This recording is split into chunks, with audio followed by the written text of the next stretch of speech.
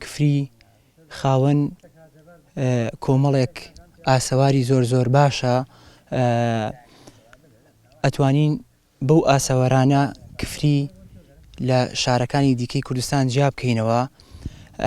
بۆیە پاراستنی ئەو ئاسەوارانە لە کفریە بەڕاستی زۆر زۆر گرنگە بۆ ئەوەی یەک کللتوری خۆمان بپارێزین، هەروەها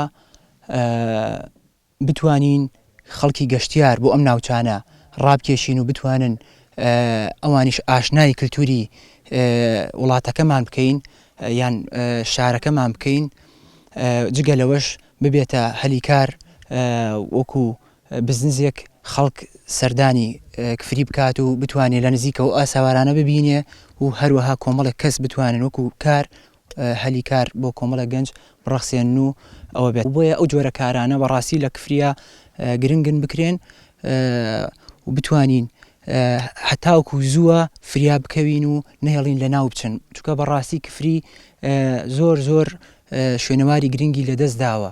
مێژووی هەر شوێنەوارێک لەوانە ڕەنگە بۆ 2000-3000 ساڵ پێش ئێستا بگەڕێتەوە. ئەمانە گرنگن. جگە لەوە کۆمەڵێک بینای کۆنی هەیە تەمەنی زیاد لە 100 بۆ 150 ساڵە ماوەتەوە بە شێوەیەکی ئەندازەی زۆر زۆر جوان دروست کراوە.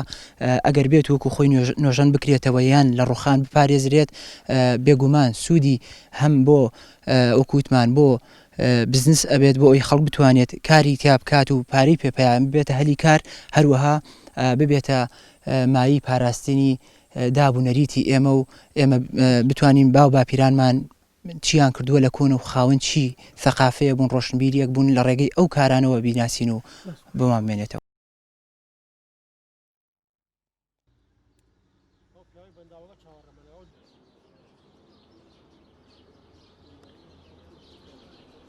سەرای کفری لە ساڵی 1990 لای ئینگلیزەکانەوە دروست کراوە و مەبەست لە دروستکردنی لێرەوە حکمڕانی و سەرپرشی ناوچەکەیان دەکرد لایەن خۆیانەوە.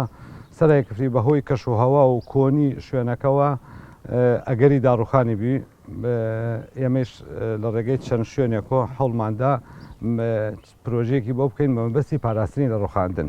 ئێستا ئەگەری داڕوخانی نەما، ئێستا چاوەڕێی لاینی پەیوەنددارەکەین پرۆژە و دەرخستە و هەموو شتێکمان ئاراستەی لاینی پەیوەنددار کردووە بە مەبەستی نۆژەنکردنەوە. نۆژەنک لەبەر ئەوە ئەمە تاکە شوێنەوارە کە ئێستا ماوە نەڕوخاوە دانەڕوخاوە. ماڵی مەجید پاشای بابان ئەوەیش شوێنەوارێکی دێرینە و تەمەنەکەی شوێنەواری زیاتر لە 150 ساڵ بۆ 200 ساڵ ئەگەڕێتەوە و قەیسەری کفریمانەیە ئەوە چەندین جا دەرخسەی بۆ کراوە، هەموو شتێکی بۆ کراوە حازرە بە بڕی 21 ملیار، بەڵام بەهۆی قەیرانی چوو لە 2012 وا بوو بڕاتە جێبەجێکردنەوە ئەگەری نۆژەنکردن، بەڵام بەهۆی قەیرانی دارەوە نەتوانران نۆژەنکرا. داواکاریمانەوەسانی حکومەتی هەرێم ئاوڕێکمان لێ بداتۆ لە نۆژەنکردنەوەی و نۆژەنکردنەوەی هەنیە لە شوێنەوارەکان وەکو سەرای کفری، قەیسەری کفری، ماڵی مەجید پاشای بابان، گۆمەزەکان. ئەم سەرای کفریە چەندین جار خوێنکار تێ توێژینەوەی لەسەر دەکات لە زانکۆ جیاجیاکانی هەرێمی خۆمان و تەنانەت لە عێراقیش. ئەگەر بتوانێت ئەمە بکرێت، ینی ئەم سەرایە نۆژەن بکرێتەوە، ئەوێتە ناوەندێکی توێژینەوەی علمی و شوێنەواری و بۆ میێوانیش و بۆ هەموو شتێک بۆ وەک مەبەستی گەشتیاریش. یەکێ لەمانەوە ئێستا لێرەوەسیانە سەرای کفری یەکێکە لە ناسنامەکانی کفری، لەبەر ئەوە وەختی عوسمانیەکان ڕۆیی ئینگلیزات ئەمە لێرەوە فەرمانڕەوای گشت ئەم منتیقەی گەرمیان و دەربەنی خان و ئەمرە ئەلێرەوە منتیقەی بەیات و ئەوە لێرەوە، یعنی بە کورتی شوێنەوارەکانی کفری ناسنامەی شاری کفریە.